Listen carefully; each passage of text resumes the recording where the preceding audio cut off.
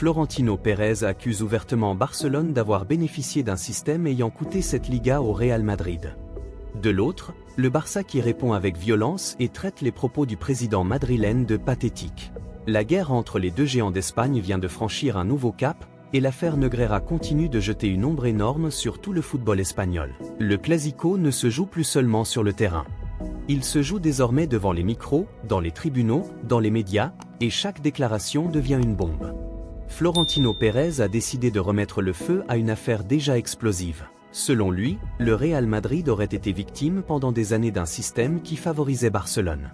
Une accusation extrêmement lourde. Et surtout, une phrase qui fait énormément parler. Le président du Real estime que ce titre de Liga aurait été volé au club madrilène. Forcément, du côté catalan, la réaction n'a pas tardé. Rafa Just, vice-président du FC Barcelone, est monté au créneau immédiatement. Et il n'a pas choisi l'apaisement. Il a qualifié les propos de Florentino Pérez de pathétiques, accusant le patron du Real Madrid de mentir et de chercher des excuses aux difficultés récentes de son club. L'ambiance est devenue électrique.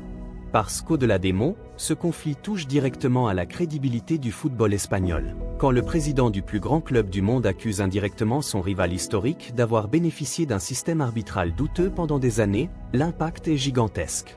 Et le plus impressionnant, c'est que cette histoire arrive à un moment où les tensions entre les deux clubs sont déjà énormes.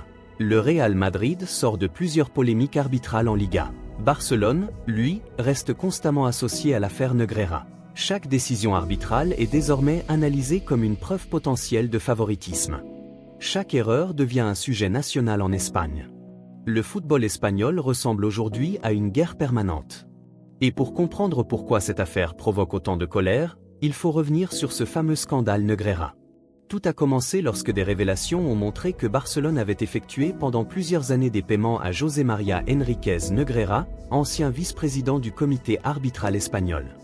Immédiatement, l'Espagne entière s'est enflammée. Les montants évoqués ont choqué. Très vite, les soupçons de corruption sont apparus. Pour beaucoup, il était impossible qu'un club verse autant d'argent à un ancien responsable arbitral sans arrière-pensée. L'image du Barça a pris un énorme coup. Même à l'international, le scandale a détruit une partie de la réputation du club. Barcelone a toujours nié toute corruption. Le club affirme que ces paiements servaient uniquement à obtenir des rapports techniques sur les arbitres et des analyses professionnelles. Aucune preuve directe d'achat d'arbitres n'a été démontrée jusqu'à maintenant. Mais dans l'opinion publique, le doute reste immense. Et Florentino Pérez le sait parfaitement. En relançant publiquement cette affaire, le président du Real Madrid met une pression énorme sur Barcelone. Il sait que ce sujet touche un point extrêmement sensible. Et surtout, il sait que chaque nouvelle déclaration maintient le doute dans la tête des supporters. Le plus fort dans cette histoire, c'est que Pérez n'a même pas besoin d'apporter de nouvelles preuves pour créer un séisme médiatique. Une simple phrase suffit. Cette Liga volée. Cette phrase est devenue virale immédiatement. Parce qu'elle frappe directement l'histoire du football espagnol. Si une partie des titres remportés par Barcelone est aujourd'hui remise en question dans le débat public, cela change totalement la perception de certaines saisons mythiques. Et forcément, au Barça, cette idée est insupportable. Rafa Just a donc choisi une défense extrêmement agressive. Selon lui, le Real Madrid tente simplement de détourner l'attention de ses propres problèmes sportifs récents. Il accuse Florentino Pérez de créer une polémique artificielle pour masquer certaines déceptions. Et honnêtement, cette réponse montre surtout à quel point Barcelone est touché. Parce que lorsque les dirigeants commencent à répondre publiquement avec autant de nervosité, c'est souvent le signe que la pression devient énorme. Le club catalan sait que l'affaire Negreira continuera de le poursuivre pendant encore très longtemps. Même si aucune condamnation définitive n'est prononcée, l'image du Barça a déjà été profondément abîmée. Et chaque sortie médiatique du Real Madrid remet cette affaire au centre de l'actualité. Le Real Madrid domine l'Europe avec ses Ligues des Champions. Barcelone, lui, tente de reconstruire son image après plusieurs crises sportives et financières. Mais malgré cette différence de dynamique, la haine sportive entre les deux clubs reste intacte. Même quand le Barça traverse des difficultés économiques énormes, même quand le Real semble plus stable, le Clásico continue d'être une guerre totale. Et cette fois, le conflit est institutionnel. Ce ne sont plus seulement les supporters qui s'insultent. Ce sont les dirigeants eux-mêmes qui s'attaquent publiquement. Au milieu de tout ça, beaucoup de fans commencent à se poser une vraie question. Est-ce que cette guerre permanente ne détruit pas l'image du football espagnol? Parce qu'au final, quand les deux plus grands clubs du pays se traitent mutuellement de menteurs ou de tricheurs, c'est toute la Liga qui souffre. Les arbitres sont sous pression permanente. Les médias alimentent chaque polémique. Et les supporters deviennent de plus en plus extrêmes dans leurs réactions.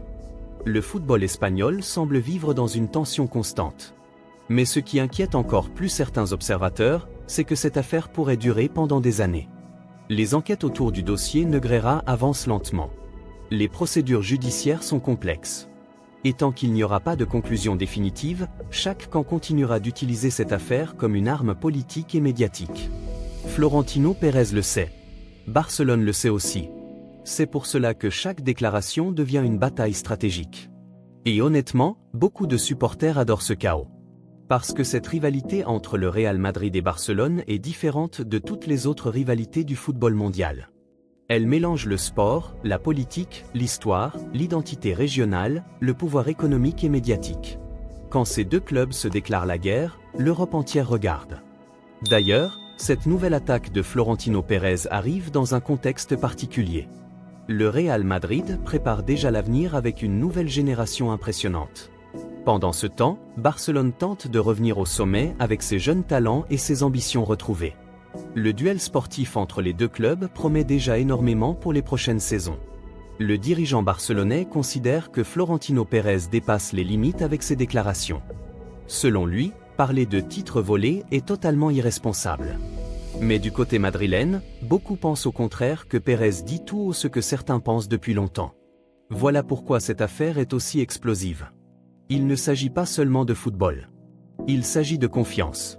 Confiance envers les arbitres. Confiance envers les institutions.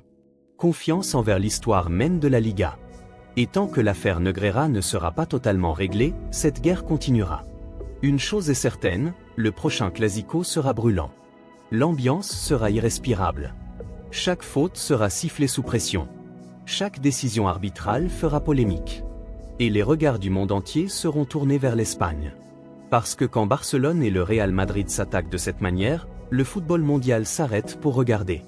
Abonnez-vous maintenant pour ne rien manquer des prochaines tensions entre le Real Madrid et Barcelone, des coulisses du football européen, des polémiques mercato et des plus grosses histoires qui secouent le monde du foot. Et dites-moi surtout en commentaire, cette guerre médiatique entre Florentino Pérez et Barcelone va-t-elle encore plus détruire l'image de la Liga, ou rendre les Clásicos encore plus gigantesques?